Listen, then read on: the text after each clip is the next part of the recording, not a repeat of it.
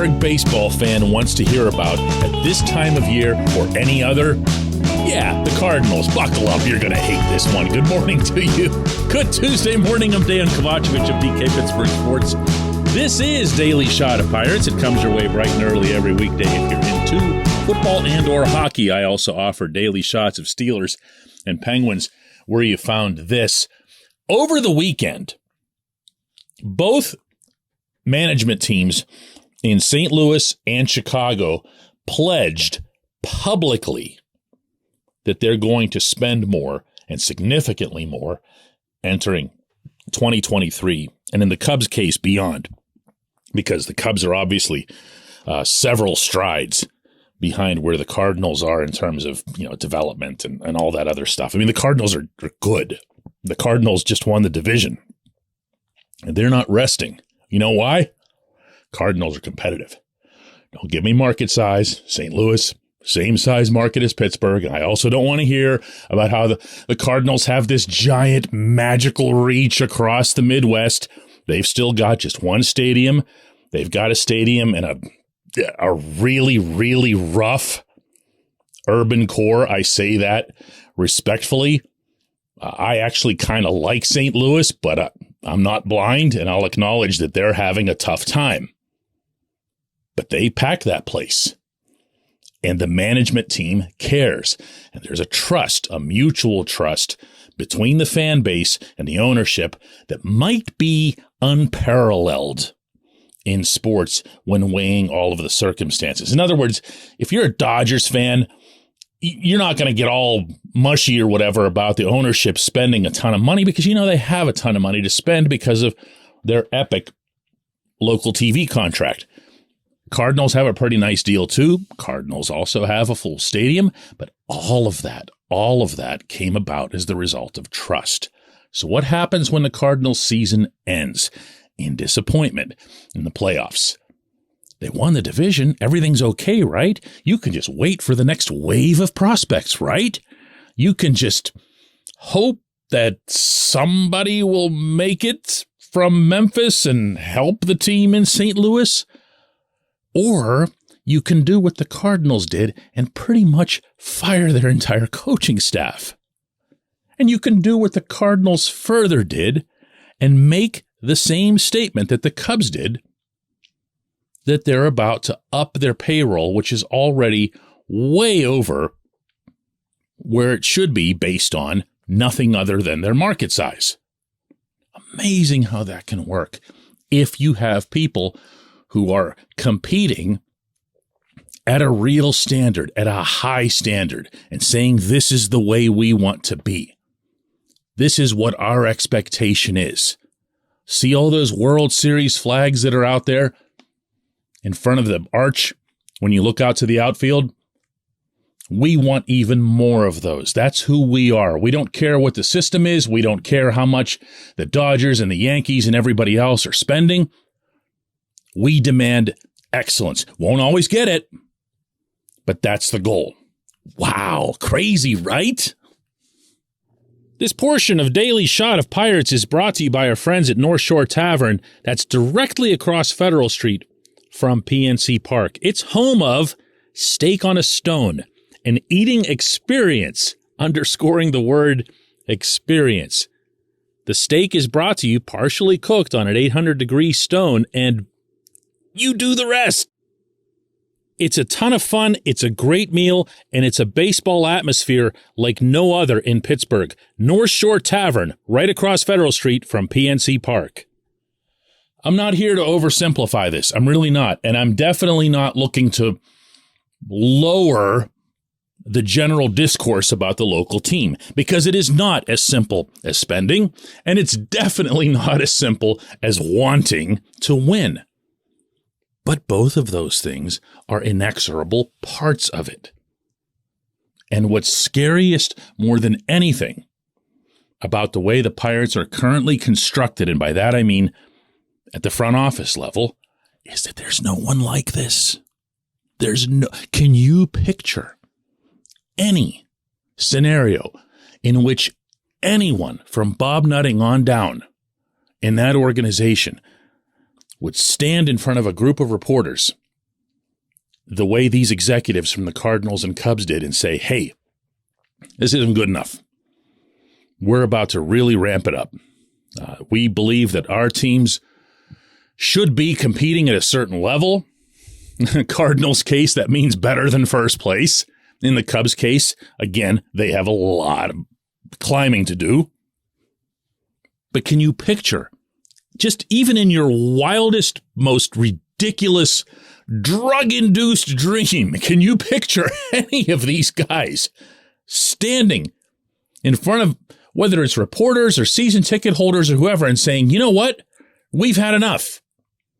We've had enough. We are fed up with this. And at the same time, we're also encouraged by what we've seen from some of these young players. We feel like we can fill 5 or 6 spots on the everyday diamond. We feel like we can fill 3 or 4 spots in the rotation. We feel like we can fill the back end of the bullpen. And now it's incumbent on us. We, the collective leadership of this team, are pledging to you, the people who have been nuts enough to follow us, that we're not going to just sit still anymore. We're going to go after it. Not after the World Series in 2023 or whatever, but we're going to be competitive. We're going to show you that fire. We're not just going to sit still and make waiver claims and throw trash players out there in starting positions so that there can be another glorified summer-long tryout at PNC Park. We're done with that. We're done with that. We pledge that to you, the fans, and all 500, if it's even that many anymore, full season ticket holders. Believe it or not, I'm not exaggerating when I say that. That actually might be the number. It's so ridiculous to have to talk about this team day after day after day after day and to still keep coming back to the same subject, but it's unavoidable. It's unavoidable. Everything can be traced back to it. And even when I think I can get away from it, hey, let's just talk about who got left unprotected for the Rule 5 draft and whatever else. I see what the Cardinals and the Cubs are doing in the same division. I see the trusting relationship that's been developed over the past decade in Milwaukee. Again, one of the better examples in all of professional sports between the fans of the Brewers and Mark Attanasio, the owner there. And I see 3 out of 5 teams in the division. The Reds just don't know what they're doing. Just throw them right out. Once every 5 years, they think they're the Yankees and they go and spend a ton of money. And everybody goes, woo, look at the Reds, they're trying. And then they fall flat on their face because they can't develop and draft and anything else. But these other 3 teams, they're in the division with the Pirates, who don't seem to be moved by anything. When we come back, J1Q.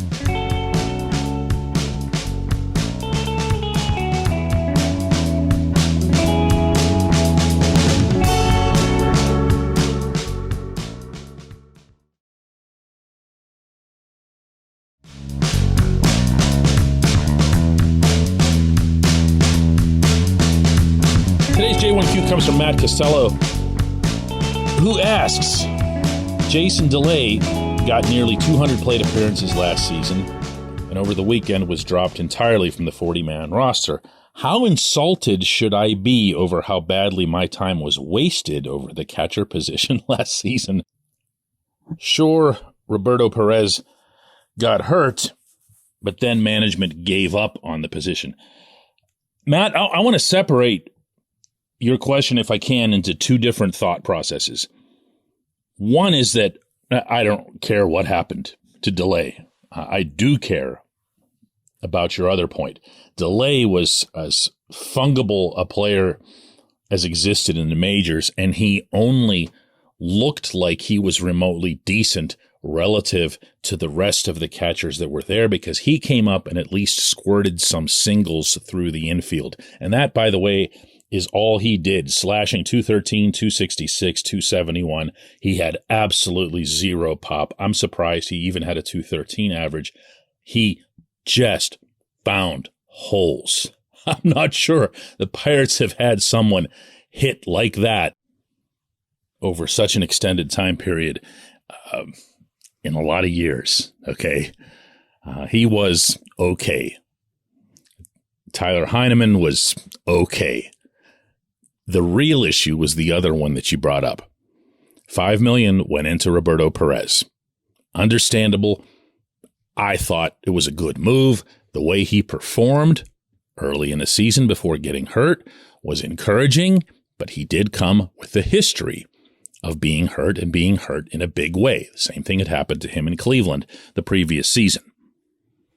And he goes down, and, you know, I use this term punting a lot on this show as it relates to management's approach, but there's no punt that's comparable to the one that they did at the catcher position.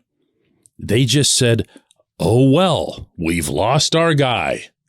And that was it. That was it.